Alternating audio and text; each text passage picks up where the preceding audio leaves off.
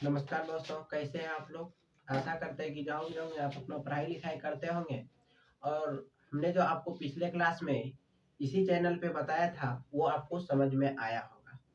तो आज पिछले क्लास में जो हम बताए थे वो टाइप ऑफ मैट्रिसेस का 8 नंबर तक बताए थे और आज आपको 9th नंबर से बताने जा रहे हैं। तो देखिए दोस्त, आज 9th नंबर में जो है ये कह रहा है जीरो मैट्रिक्स। जीरो मैट्रिक्स क्या होता है, या इसी का दूसरा नाम है नल मैट्रिक्स। तो जीरो मैट्रिक्स बोलिए या नल मैट्रिक्स बोलिए। देखिए, कहता है ए स्केलर या रेक्टेंगुलर मैट्रिक्स। क्या बोला दोस्त, स्केलर हो या रेक्टेंगुलर हो उससे मायना नहीं रखता है, या स्क्वायर हो। कहता है in which all elements are zero, मतलब इसका सभी एलिमेंट अगर जीरो होता है तो वैसे मैट्रिक्स को जीरो मैट्रिक्स बोलेंगे या नल मैट्रिक्स बोलेंगे। Is called zero matrix and is denoted by vector zero. Vector zero होता है दोस्त, आप जीरो लिखते होंगे, ये हो गया जीरो। अगर हम इसी पे डबल लाइन कर दें, इसी को बोलते हैं दोस्त वेक्टर जीरो। तो इसका अगर एक एग्जांपल लें तो एग्जांपल आपका आ जाता है, इसको वेक्टर जीरो के से डिनोट किए और zero zero zero zero zero और जीरो, ये हो गया आपका जीरो मैट्रिक्स मैट्रिक्स का एग्जांपल। ये आपका रेक्टेंगुलर है, 2 into 3 है, 2 × 3 है। अगर हम दूसरा एग्जांपल लें तो मान लेते हैं ए बराबर जीरो जीरो जीरो जीरो, ये हो गया जीरो। अगर कहीं आपका जितना भी कोई भी मैट्रिसेस अगर दिया रहे, अगर उसका सभी एलिमेंट जीरो हो तो आप उसको जीरो मैट्रिक्स बोल सकते हैं, ये हो गया। अब इसी में 10 नंबर आता है कि determinant of A square matrix. Determinant of A square matrix, आप डिटर्मिनेंट पढ़े हैं क्लास 12th में, एक चैप्टर था डिटर्मिनेंट, जो आप पढ़े थे कि किसी भी मैट्रिसेस को अगर हम कितना भी सॉल्व करें, कितना भी ऐड करें या सब्ट्रैक्ट करें या मल्टीप्लाई करें तो वो मैट्रिक्स के फॉर्म में उसका रिजल्ट आता था। लेकिन डिटर्मिनेंट एक ऐसा वैल्यू है जिस किसी भी मैट्रिसेस को अगर हम सॉल्व करते हैं तो उसका ओनली वन वैल्यू आता है। तो अब देखिए, कहता है corresponding to every square matrix, मतलब जितना भी स्क्वायर मैट्रिक्स है, corresponding to every square matrix there exist a number is called determinant. मतलब कोई भी मैट्रिक्स है, कोई भी मैट्रिसेस है तो वो स्क्वायर मैट्रिक्स होगा। और उस स्क्वायर मैट्रिक्स को जब हम सॉल्व करते हैं तो उसका एक ए नंबर इज, उसका जो है देयर एग्जिस्ट, मतलब उसका एक जो नंबर है वो एक नंबर एग्जिस्ट करेगा और उसी को हम क्या बोलते हैं, determinant. And it is denoted bye, इसको जो डिनोट करते हैं वो मॉड ऑफ ए या डीईटी ऑफ ए से ही भी डिनोट करते हैं। तो देखिए, इसका अगर एग्जांपल लें तो जैसे मान लेते हैं कोई एक मैट्रिक्स है 2 3 4 5, ये मैट्रिक्स है। अगर आपको बोला जाएगा कि ये दिया गया मैट्रिक्स जो है इसका आप डिटर्मिनेंट वैल्यू बताइए, तो डिटर्मिनेंट वैल्यू आप जानते होंगे कि डिटर्मिनेंट को इस तरह आप सिंबल से करते हैं। अब देखिए इसको कितना हो गया, 2 3 4 5, और आप डिटर्मिनेंट सॉल्व करने के लिए जान रहे होंगे, अगर नहीं जानते तो देख लीजिए। जैसे देखिए, ये फर्स्ट एलिमेंट है A11 और ये A12, ये 21, ये जो है A21 है, ये क्या है A22, इसको देख सकते हैं इस तरह, ये A11 A12 हुआ, A21 हुआ और ये 22 हुआ। तो अब देखिए इस दोनों को मल्टीप्लाई करते हैं, क्या करते हैं, इस दोनों को मल्टीप्लाई करते हैं। तो इस दोनों को अगर मल्टीप्लाई करते हैं तो इस हिसाब से अगर देखें तो 2 × 5, 2 × 5 माइनस, और बीच में हो जाता है माइनस, उसके बाद फिर इधर से हम मल्टीप्लाई करते हैं तो कितना हो गया 3 × 4, 3 × 4, तो अब हो गया 10 - 12, ये जो हो गया 2, यही एक 2 जो है ये पूरा डिटर्मिनेंट का वैल्यू है। जबकि आप किसी भी मैट्रिसेस को अगर सॉल्व करते हैं, प्लस कीजिए माइनस कीजिए या मल्टीप्लाई कीजिए, कुछ भी कीजिएगा तो वो एक वैल्यू नहीं दे सकता है। लेकिन डिटर्मिनेंट किसी भी स्क्वायर मैट्रिक्स को किसी भी ये स्क्वायर मैट्रिक्स को अगर डिटर्मिनेंट हम निकालते हैं तो उसका एक ही वैल्यू आता है, जो आप देख सकते हैं। तो इसमें बहुत तरीका से हम सॉल्व करते हैं। जैसे अगर कोई डिटर्मिनेंट है, जैसे ए का कोई मैट्रिक्स था, कोई एक मैट्रिक्स है, अगर हम इस मैट्रिक्स को सॉल्व करेंगे, इस मैट्रिक्स को सॉल्व करेंगे, तो अगर इसका जितना भी रो है, जितना भी कॉलम है, अगर हम सभी को इंटरचेंज कर दें तो इसके वैल्यू पे कोई इफेक्ट नहीं पड़ता है। दूसरा, अगर ये 3 ऑर्डर का है और 2 रो या 2 कॉलम इक्वल रहेगा तो उसका उस डिटर्मिनेंट का वैल्यू 0 होता है।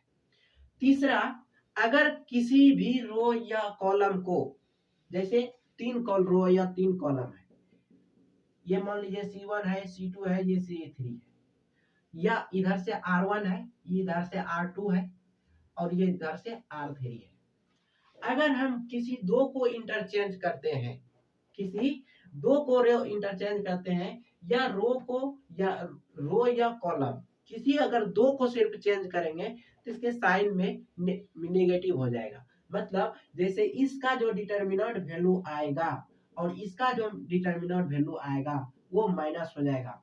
कब? जब आप किसी दो ही रो या कॉलम को इंटरचेंज कीजिएगा तब, नहीं तो आपका एक ही जो वैल्यू है वो सेम ही वैल्यू रहेगा। तो अगर आप ये डिटर्मिनेंट कब तक समझ गए होंगे तो आप ये 10th नंबर था तो आप इसको देख सकते हैं और स्क्रीनशॉट ले सकते हैं। तो हम अगले टाइप के ओर बढ़ते हैं, तब तक आप इसको देख लीजिए। देखिए, अगला टाइप है आपका सिंगुलर मैट्रिक्स। सिंगुलर आप क्लास 12th में जब पढ़े होंगे तो सिंगुलर और नॉन सिंगुलर भी पढ़े होंगे। तो अगला टाइप है आता है आपका सिंगुलर मैट्रिक्स। सिंगुलर मैट्रिक्स किसको बोलेंगे? तो कहता है ए स्क्वायर मैट्रिक्स, मतलब कोई एक स्क्वायर मैट्रिक्स है, मान लीजिए वो Aij है, कहेंगे Aij is called singular matrix. ये सिंगुलर मैट्रिक्स है कब? If it is determinant value is always 0। मतलब अगर हम इस ए मैट्रिसेस का डिटर्मिनेंट निकालें और वो डिटर्मिनेंट जो है अगर मेरा 0 के बराबर आ जाता है तो उसको हम सिंगुलर मैट्रिक्स बोल देंगे। अगर वो determinant of A equal to 0 या DETA बराबर 0 भी हम लिख सकते हैं। तो जैसे हम इसका एग्जांपल देख लेते हैं। जैसे ए मान लीजिए कोई मैट्रिक्स है, ये 2 3 और ये है 2 3, ये हो गया। अब कहेंगे डिटर्मिनेंट ऑफ ए कितना होगा, तब हम डिटर्मिनेंट निकालेंगे। ये हो गया 2 2, ये हो गया 3 3, ये हो गया। अब देखिए, आप इसको सॉल्व करने के लिए जान रहे हैं, तो ये आप इसको सॉल्व कीजिएगा तो 2 इंटू 3 माइनस, फिर इसको कीजिएगा तो 3 इंटू 2, तो कितना हो गया 6 माइनस 6। ये दोनों अगर खत्म होता है तो ये 0 हो गया। तब हम ये जो determinant of A equal to 0 हो गया, तब कहेंगे देयरफॉर ए इज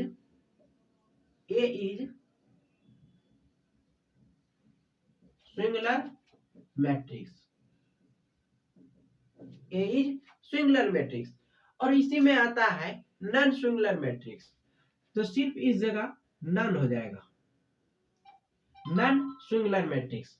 उसमें कहेंगे ए स्क्वायर मैट्रिक्स Aij, यही है, is called non singular matrix. Non singular matrix if it is determinant value is not 0, not 0 या नॉट इक्वल टू 0। तो यहाँ जो हुआ नॉट 0, तो determinant of A is not equal to 0, फिर ये भी हो गया नॉट इक्वल टू 0। ये हो गया नॉन सिंगुलर मैट्रिक्स। आपको सिंगुलर मैट्रिक्स इसके पहले बता दिए थे और उसी का ये एग्जांपल था, तो आप इस एग्जांपल को लिख लिए होंगे। तो अगर मान लीजिए हम दूसरा एग्जांपल अगर इसी में अगर इसको हम 3 कर दें तो इसका अगर डिटर्मिनेंट वैल्यू निकालेंगे तो ये हो गया आपका 3, 2 इंटू 3 माइनस 3 इंटू 3 हो गया, तो 3 इंटू 3 हो गया, तो ये कितना हो गया 9 हो गया। तब यहाँ 6 माइनस 9, तो कितना हो गया -3, और -3 जो है ये डिटर्मिनेंट का वैल्यू निकल गया। ये क्या है, जीरो के बराबर है, तो आपको पता होना चाहिए कि -3 जो है जीरो के बराबर नहीं है। जब ये जीरो के बराबर नहीं है तब हम इसको कह सकते हैं कि ए इज नॉन सिंगुलर मैट्रिक्स। ये था आपका 12 नंबर हो गया। अब आता है 13 नंबर, कहता है इक्वल मैट्रिक्स। ये अगला टाइप है आपका कि इक्वल मैट्रिक्स कब होगा, किसी भी दो मैट्रिक्स या तीन मैट्रिक्स या 1000 मैट्रिक्स हो, अगर हम इक्वल मैट्रिक्स दिखाना हो तो हम किस तरह दिखा सकते हैं। तब हम कहेंगे टू मैट्रिक्स, या इसको मैट्रिसेस भी बोल सकते हैं। टू मैट्रिसेस, ए जो है मान लीजिए ए है, a i j m cross n order का है, एंड दूसरा कोई बी मैट्रिक्स है बी आई जे जो एम क्रॉस एन ऑर्डर का है, are state to be A B be equal matrices. मतलब ये दोनों जो है क्या है, इक्वल मैट्रिक्स है, is denoted by A equal to B. ये इसको जो डिनोट करते हैं किससे, ए इक्वल टू बी से। तो ये कब पॉसिबल है, ये कब संभव है, ये कब होगा ए इक्वल टू बी, सब तो नहीं हो सकता है।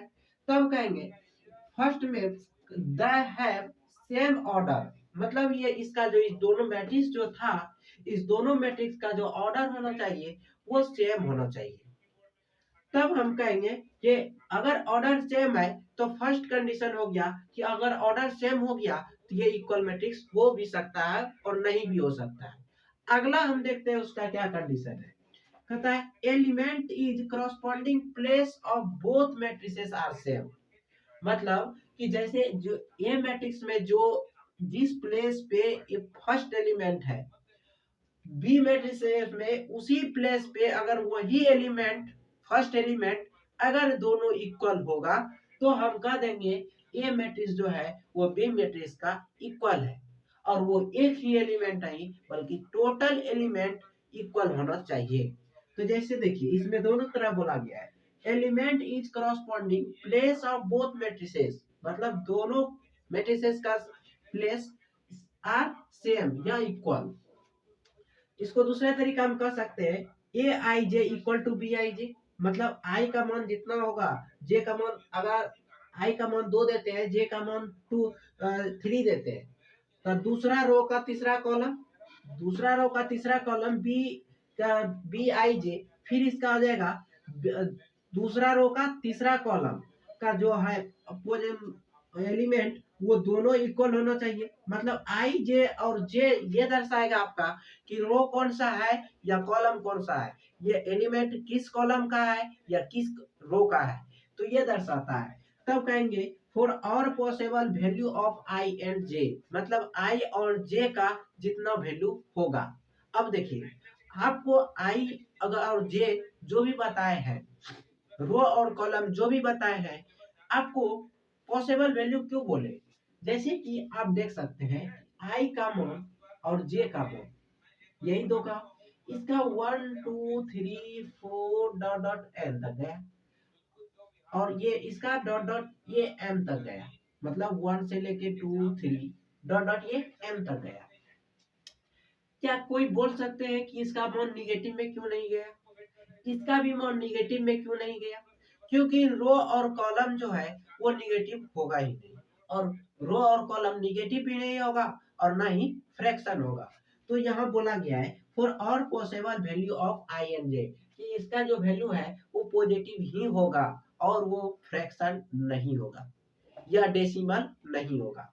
तो अब देखिए फिर कहते हैं that is I coma J, I coma जेथ एलिमेंट ऑफ ए, मतलब ये जो आई कोमा जेथ है ये एलिमेंट जो है ए कॉलम का, ए मैट्रिसेस का आई कोमा जेथ एलिमेंट ऑफ बी, वही एलिमेंट बी मैट्रिसेस में भी होना चाहिए। अब देखते हैं जैसे मान लीजिए ए का एलिमेंट है A11 A12 A21 A22, ये हो गया, और बी कोई मैट्रिसेस है जिसका B11 B12 B21 B22, ये हो गया। हम इस दोनों को कब कह सकते हैं कि दोनों मैट्रिक्स इक्वल है, तो फर्स्ट में हम देखते हैं कि दोनों का रो जो है वो क्या है, इक्वल है। तो फर्स्ट कंडीशन यहाँ से फुलफिल कर गया कि रो दोनों का क्या है, इक्वल है, रो और कॉलम। अब दूसरा क्या है कि एलिमेंट सेम होना चाहिए। यहाँ तो फिक्स कोई एलिमेंट आपको दिखा नहीं रहा है, तो हम यहाँ से कह सकते हैं कि ये जो एलिमेंट है A11 ये बराबर होना चाहिए B11 का। दूसरा एलिमेंट A21 ये बराबर होना चाहिए B21 का। और तीसरा एलिमेंट A12 ये बराबर होना चाहिए B12 का। और चौथा एलिमेंट जो है आपका A22 ये बराबर होना चाहिए B22 का। अगर ये बराबर होगा और ये दोनों बराबर होगा तब हम कहेंगे यहाँ A बराबर B है। कब कहेंगे और कैसे कहेंगे वो आप देख लिए। अब देखिए ये जो था आपका टाइप ऑफ मैट्रिसेस ये आपका खत्म हो गया। अब आते हैं ऑपरेशन ऑफ मैट्रिसेस, मतलब ऑपरेशन जो होता है मैट्रिसेस में कैसे लागू होता है या क्या होता है। तो हम अब इसको आप देख सकते हैं। अब हम ऑपरेशन पे चलते हैं, आप इसको देख लीजिए। देखिए अब आता है आपका operation on matrix algebra. Operation of matrix algebra क्या है। अब देखिए अलजेब्रा में अगर आप पढ़े होंगे अभी तक तो चार ही चीज पढ़े होंगे, या तो किसी दो नंबर को जोड़ने के लिए, या घटाने के लिए, या गुणा करने के लिए, या डिवाइड करने के लिए। इससे तो अधिक नहीं पढ़े होंगे। तो अब देखिए मैट्रिक्स में भी वही आता है। दो मैट्रिक्स को आप ऐड कीजिए तो एडिशन ऑफ टू मैट्रिसेस। दो मैट्रिक्स को आप गुणा कीजिए या घटाइए, सब्ट्रैक्शन ऑफ टू मैट्रिसेस। अगर आप गुणा करते हैं तो मल्टीप्लिकेशन ऑफ टू मैट्रिसेस। इसी का दूसरा नाम है प्रोडक्ट ऑफ टू मैट्रिसेस। मतलब कि दो मैट्रिसेस का आप प्रोडक्ट नहीं निकालिए, या उसी को कह सकते हैं मल्टीप्लिकेशन ऑफ टू मैट्रिसेस। ये हो गया। चौथा था स्केलर मल्टीप्लिकेशन। अब यहाँ क्या आया, एक न्यू बात आया, स्केलर मल्टीप्लिकेशन। स्केलर का मतलब क्या हुआ, जैसे मान लीजिए अगर आप गुना करते हैं इसमें a प्लस बी है, a प्लस बी है। अगर आप इसको मल्टीप्लाई किए 2 से, इसको आप मल्टीप्लाई किए 2 से, तो इसको आप क्या लिखिएगा, 2 इंटू ए प्लस 2 इंटू बी। इसी 2 से जो हम इस दोनों को मल्टीप्लाई किए, यही 2 मेरा कहलाता है स्केलर। क्या कहलाया, स्केलर। अब देखिए अगर हम एडिशन ऑफ टू मैट्रिसेस निकालते हैं तो उसमें क्या करना होगा, ए प्लस बी को जोड़ना होगा।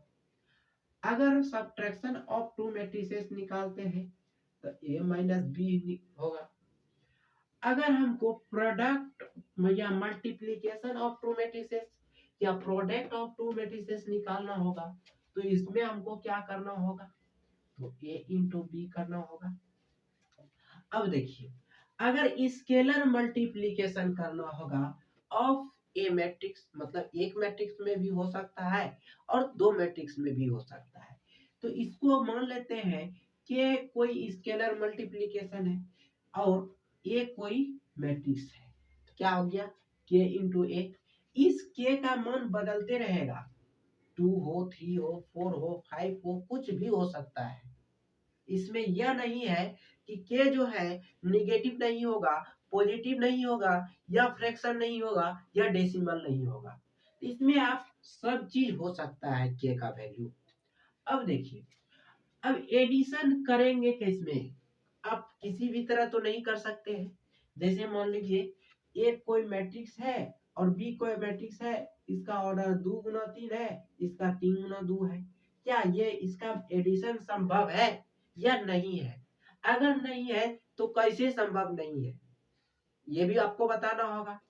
अगर कोई दो मैट्रिक्स है उसको सब्ट्रैक्ट करना है, जो सब्ट्रैक्ट करना है तो उसमें कब पॉसिबल होगा, कब वो सब्ट्रैक्ट होगा या कब नहीं होगा, तो उसको भी देखना है। तो हम देखते हैं first number addition of two matrices, कि अगर किसी दो मैट्रिक्स को ऐड करना है तो उस को ऐड करने के साथ साथ क्या क्या हमको ध्यान में रखना होगा और यह एडिशन कब संभव है। तो देखिए कहता है कि addition of two matrix can be added, मतलब दो मैट्रिक्स ऐड हो सकता है कब, if they have same order, मतलब क्या बोला कि उसका जो वो जो अति मैट्रिक्स है उसका क्या होना चाहिए, जो उसका जो ऑर्डर जो है वो सेम होना चाहिए। ऑर्डर यही ना हुआ दोस्त, ऑर्डर ये बराबर आप नहीं लिख सकते हैं इसको, इस तरह ये एरर ये तीर दे के आप दिखा सकते हैं कि ए जो है 2 गुना 3 का है, बी जो है 3 गुना 2 का है। अब देखिए क्या बोला कि if they have same order, मतलब कि दोनों का ऑर्डर सेम होना चाहिए। ऑर्डर सेम का कहने का मतलब हुआ they have same number of rows and number of columns. In this case two matrices are said to be conformal for addition, मतलब कि अगर दो मैट्रिक्स है तो दोनों मैट्रिक्स का अगर ऑर्डर सेम होगा, ऑर्डर सेम करने का मतलब हुआ कि फर्स्ट में जितना रो है सेकंड में भी उतना ही रो होना चाहिए, फर्स्ट में जितना कॉलम है उस सेकंड में भी उतना ही कॉलम होना चाहिए। एलिमेंट क्या है यह नहीं निर्भर करता है, लेकिन कॉलम और रो और कॉलम सेम होना चाहिए। तब कहेंगे कि वो जो है two matrices are said to be conformal for addition, मतलब वो तब संभव है एडिशन के लिए।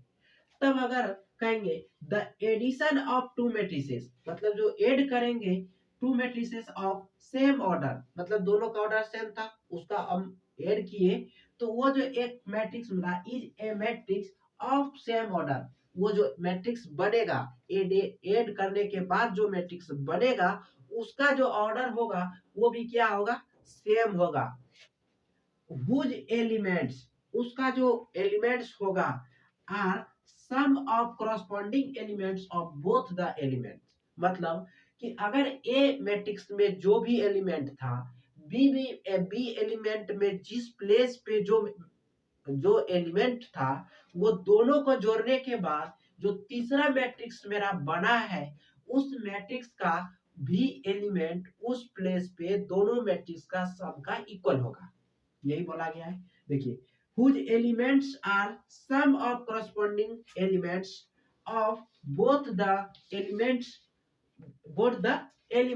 मतलब कि वो एलिमेंट्स होगा, क्या होगा, जैसे मान लीजिए 10 इफ एक जो मैट्रिक्स है और बी भी कोई मैट्रिक्स है, तब कहेंगे देन ए प्लस बी क्या होगा, तो ए प्लस बी ए आई जे ये हो गया एम क्रॉस एन ऑर्डर का, फिर बी हो गया बी आई जे ये भी हो गया एम क्रॉस एन ऑर्डर का, ये हो गया। अब देखिए दोनों को जब जोड़ेंगे तो दोनों को जब जोड़िएगा तो एक क्या बनेगा, मैट्रिक्स। अब मैट्रिक्स का सिंबल दे आप समझ रहे हैं कैसे होता है, और ये हो गया ए i J plus B i जे, ये हो गया क्या, क्रॉसपॉन्डिंग एलिमेंट दोनों मैट्रिक्स का सम का इक्वल। फिर इसका रो और ऑर्डर कितना है, तो एम क्रॉस एन का ऑर्डर है, मतलब इसका ऑर्डर भी क्या होगा, सेम होगा। तो आप यह समझ लिए होंगे कि अगर किसी दो मैट्रिक्स को अगर हम ऐड करेंगे तो उसका वैल्यू क्या होगा। तब देखते हैं अगर हम इसका एक एग्जांपल लें तो ले सकते हैं ए बराबर हम A11 A12 A21 A22 और दूसरा एलिमेंट मान लीजिए बी, ये हो गया B11 B12 B21 B22, ये हो गया। अब देखिए दोनों को ऐड करना है तो आप इसको लिख लिए होंगे, जब दोनों को ऐड करना है तो a प्लस बी बराबर ये हो गया A11 A11 A12 A21 A22 बीच में प्लस।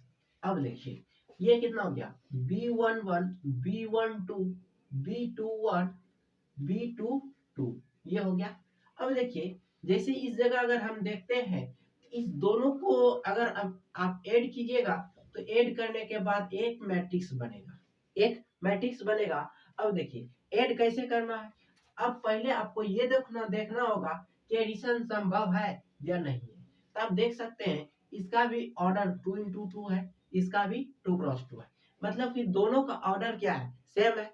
तो सेम रहने के बाद क्या होता है, एडिशन पॉसिबल रहता है, मतलब आप संभव उसको जोड़ सकते हैं।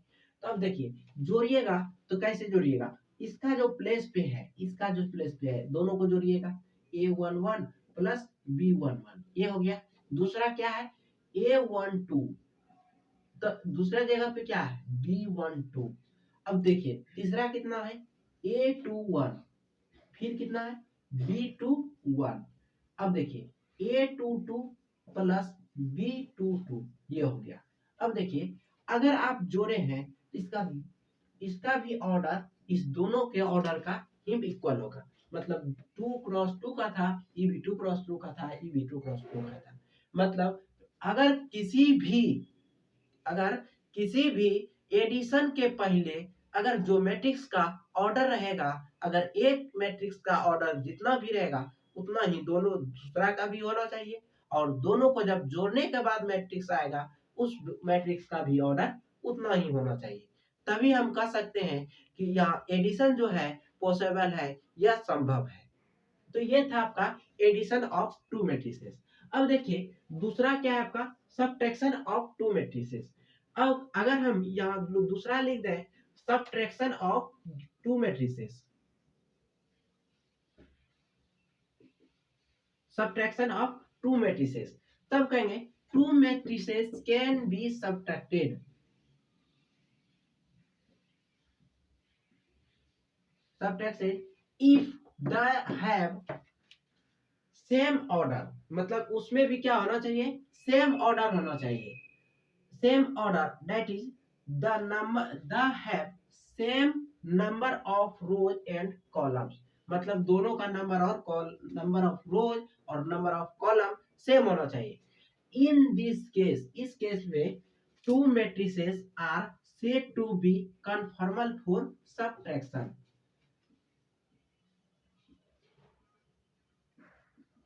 सबट्रैक्शन, तब यहां से कहेंगे the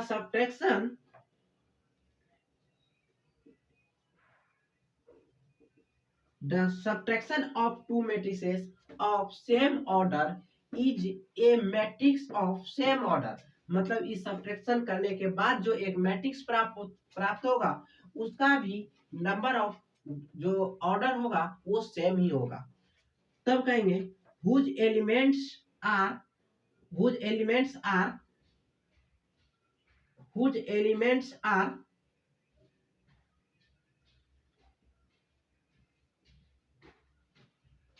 difference of corresponding elements of both the elements, मतलब दोनों मैट्रिक्स का जो एलिमेंट रहेगा उस मैट्रिक्स का दोनों मैट्रिक्स के एलिमेंट्स का डिफरेंस।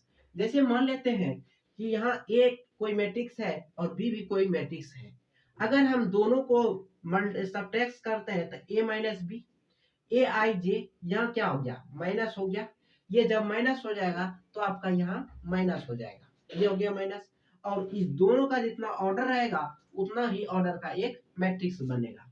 अब देखिए जैसे मान लेते हैं यही एग्जांपल ले लेते हैं उसके लिए भी, तो ए कोई मैट्रिक्स है, बी कोई मैट्रिक्स है, जब ए और बी दोनों मैट्रिक्स है तो हम यहाँ ए माइनस बी करते हैं, ए माइनस बी किए तो जैसे ए इस प्लेस का ये एलिमेंट और इस प्लेस का ये एलिमेंट, तो बीच में यहाँ अगर माइनस है तो इस दोनों को क्या करेंगे माइनस कीजिएगा, बीच में माइनस हो जाएगा, फिर इस दोनों को कीजिएगा तो ये भी माइनस हो जाएगा, फिर यहाँ भी माइनस हो गया और ये भी माइनस हो गया। तो आप अगर देख रहे हैं कि अगर हम एडिशन कर रहे हैं दो मैट्रिक्स का या सब्ट्रैक्शन कर रहे हैं दो मैट्रिक्स का, तो एक मैट्रिक्स ही हमको मिल रहा है, और वो भी मैट्रिक्स वैसा मिल रहा है जो मैट्रिक्स किसी भी मैट्रिक्स का जो पहले जो ऑर्डर था उसी ऑर्डर का हमको मैट्रिक्स मिल रहा है। तो यहाँ से ये आप समझ सकते हैं कि आप जो ऑर्डर पहले है वही ऑर्डर बाद में होगा। अगर सम है तो दोनों मैट्रिक्स का एलिमेंट का पोजीशन अपने अपने पोजीशन पे सम होता है या डिफरेंस होता है। तो ये था आपका एडिशन ऑफ टू मैट्रिसेस और सब्ट्रैक्शन ऑफ टू मैट्रिसेस। अगले क्लास में आपको एडिशन और सब्ट्रैक्शन का जो भी प्रॉपर्टी होता है उसको आप बताया जाएगा। उसके बाद मल्टीप्लिकेशन पे आएंगे। तो आज का क्लास यहीं पे हम ऑफ करते हैं, फिर मिलते हैं अगले क्लास में। तब तक के लिए बाय बाय।